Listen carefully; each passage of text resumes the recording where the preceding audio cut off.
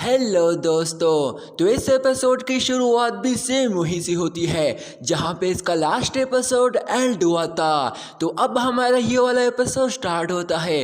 तो हम देखते हैं कि हेवन एंड अर्थ प्रोटेक्टर्स ने उस इमॉर्टल डीमन वुल्फ मॉन्स्टर को उस फॉर्मेशन अरे सील में कैद करके रखा होता है और फिर तुरंत ही उस पे जायंट हॉली डिवाइन सोर्ड से उस पर अटैक भी कर देते हैं। वो डीमन मॉन्स्टर अपनी पूरी जान लगाकर अपने दोनों हाथ से उसे रोकने की कोशिश करता है, पर वो रोक नहीं पाता, जिस वजह से वो तुरंत ही एस्केप टेक्निक का इस्तेमाल करते हुए फिलहाल दूसरे डायमेंशन में चला जाता है। जिस पर एक मास्टर कहता है कि ये डीमन वुल्फ मॉन्स्टर तो भाग गया, जिस पर सुप्रीम मास्टर जवाब देता है कि अगर आज ये यहाँ से ना भागता तो इसके आज टुकड़े टुकड़े हो जाते। जिसके बाद वो उसे कहता है कि वो लड़की जो नीचे चली गई है, आज इसने हमें बचाया, यहाँ तक कि उस लड़की के पास तो हेवन मून पावर्स है। जिस पर वो उन्हें ऑर्डर देता है कि इस लड़की को अपने साथ ले आओ, हम इसे अपने साथ डिसेबल के तौर पर रख सकते हैं, ये काफ़ी पावरफुल है। पर तभी वहाँ ड्रैगन पेपर गॉड वहाँ आ जाता है और उसे कहता है कि तुम यहाँ के लोगों को कुछ ज़्यादा ही कम समझ रहे हो, तुम हमारे लीन सिटी में नहीं आ सकते, यहाँ आउटसाइडर के लिए कोई जगह नहीं, तुम लोग जितना जल्दी हो सके यहाँ से दफ़ा हो जाओ। इस पर एक मास्टर कहता है कि ये क्या, लीन सिटी के पास तो एक ड्रैगन पेपर गार्ड भी है, ये सिर्फ सुना था पर आज देख भी लिया। इस पर दूसरा मास्टर जवाब देता है कि वो इमॉर्टल डीमन वुल्फ इनके लीन सिटी में अभी तक एंटर नहीं हुआ था, इस वजह से ये ड्रैगन पेपर गार्ड भी यहाँ नहीं आया और ये इंतजार करता रहा जब तक हम या वो डीमन मॉन्स्टर इनके लीन सिटी में एंटर ना हो जाते, और अब हमें देखते ही ये हमें ब्लॉक करने के लिए आ गया। तभी सुप्रीम मास्टर उसे कहता है कि डियर ड्रैगन पेपर गार्ड, हमारी टीम हमेशा लीन सिटी को प्रोटेक्ट करने के लिए तैयार रहेगी और आज भी हमने लीन सिटी को एक डीमन से बचाया है, इसलिए उसके बदले में हम आपसे कुछ डिसेबल को एक्सटेंड करने के लिए रिक्वेस्ट करते हैं। इस पर वो जवाब देता है ठीक है, तुम जैसे चाहो उस डिसेबल को अपने साथ ले जाओ, और इतना कहते ही वो वहां से चला जाता है।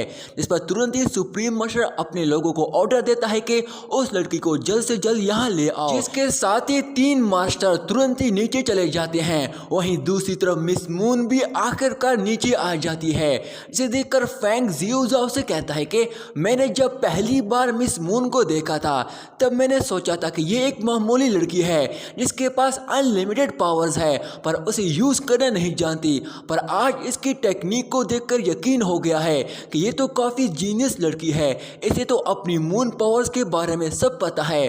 पर जियोजाओ उसकी बातें को इग्नोर करते हुए मिस मून के पास चला जाता है। वही फैंग मिस मून को देखकर खुद से कहता है कि अब समझ में बात आई, जियोजाओ ने इससे सिर्फ शादी क्यों की, क्योंकि ये दोनों कपल काफी पावरफुल है। तभी जियोजाओ मिस मून से कहता है कि लीन सिटी को बचाने वाली हीरोइन से मिलकर मुझे काफी अच्छा लगा।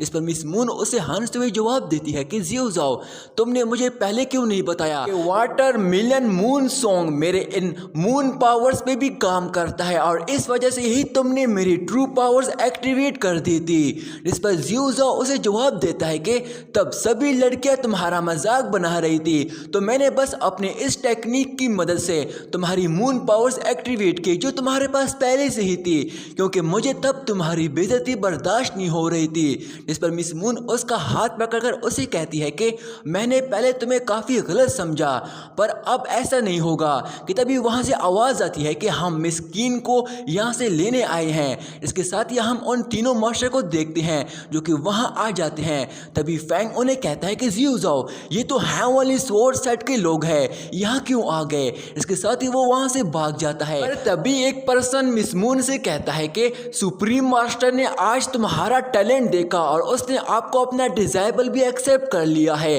इसलिए अब तुम हमारे साथ जाओगी। इसे सुनकर मिस मून हैरान होते हुए जवाब देती है कि क्या कहा। इसके साथ ही वो जियोजाओ को देखती है।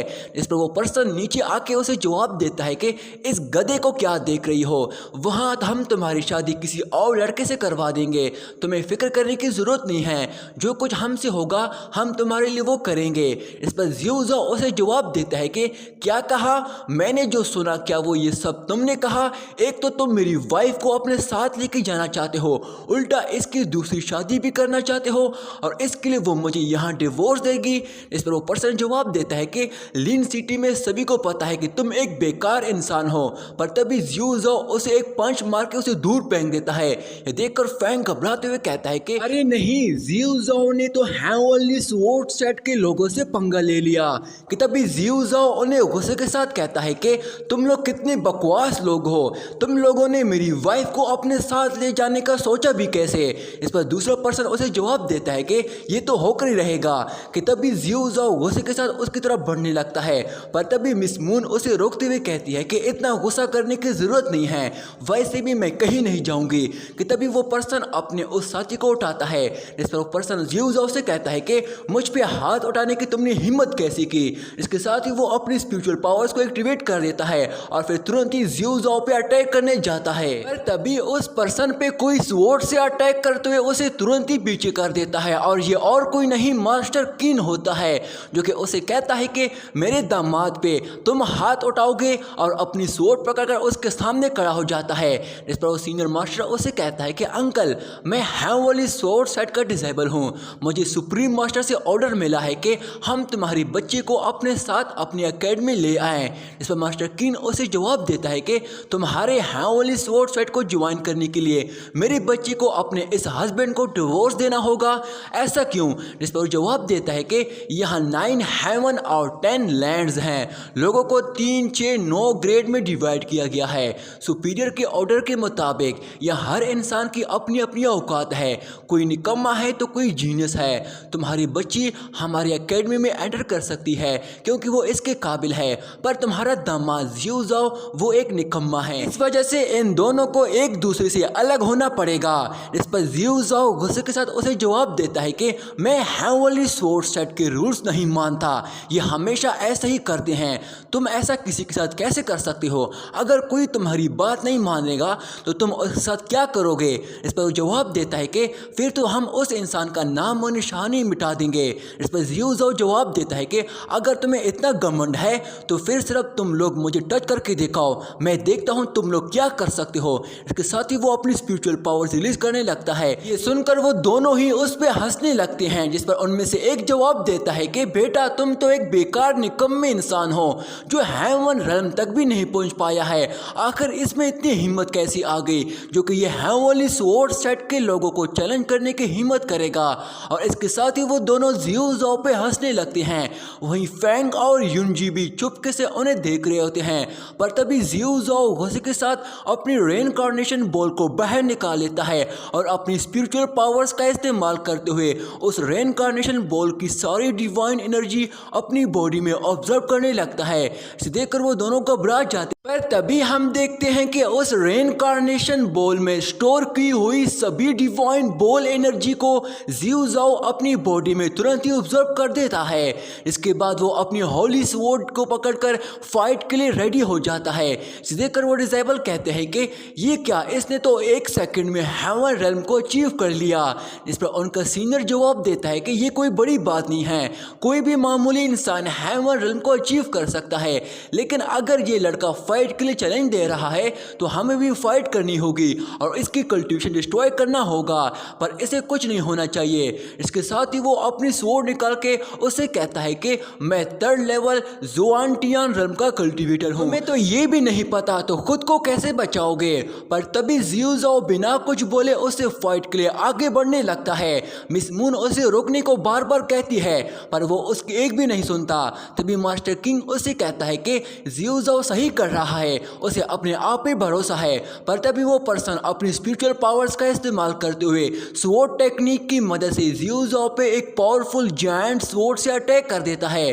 जियू जाओ अपनी होली स्वॉर्ड का इस्तेमाल करते हुए उस पर एक पावरफुल स्वॉर्ड स्लैश से अटैक करके उसे बड़ी आसानी से डिस्ट्रॉय कर देता है। वहीं उसका स्लैश अटैक उस पर्सन पे जाकर लगता है जिससे वो थोड़ा इंजर्ड हो जाता है और हैरान होते हुए खुद से कहता है कि इसने मेरे पावरफुल अटैक को भी डिफेंड कर दिया। जिस पर उसका साथी उसे कहता है कि तुम इस पे लेवल 3 के अटैक्स करो। पर तभी जियू जाओ उस पे अपनी स्वॉर्ड से अटैक करने लगता है, जिसे देखकर वो पर्सन उसे रोकने के लिए उस पे कुछ स्पेल से अटैक करने की कोशिश करता है, पर इससे जियू जाओ पे जरा बराबर भी असर नहीं होता और जियू जाओ अपनी स्वॉर्ड टेक्निक की मदद से उस पे एक पावरफुल स्वॉर्ड स्लैश से अटैक कर देता है, जिससे वो पर्सन अपने कुछ स्पेल टेक्निक की मदद से रोकने की कोशिश करता है, पर जियो जाओ तुरंत ही अपने बहुत सारे सोल स्प्रिट की मदद से उस पर लगातार एक साथ काफ़ी ज़्यादा स्वॉर्ड स्लैश के अटैक कर देता है, जिससे वो संभाल नहीं पाता और उसका शिकार हो जाता है, जिससे वो दूर जाकर गिरता है और दोबारा उल्टी की हिम्मत नहीं कर पाता। और जियो जाओ तुरंत ही उस पर अपना पैर रखकर उसे कहता है कि बस यहीं तक था तुम्हारी ये औकात। और यहीं पे दोस्तों हमारा ये वाला पार्ट यहीं पे एंड हो जाता है। दोस्तों इस सीरीज का अगला पार्ट मैं जल्दी अपलोड करने की कोशिश करूंगा।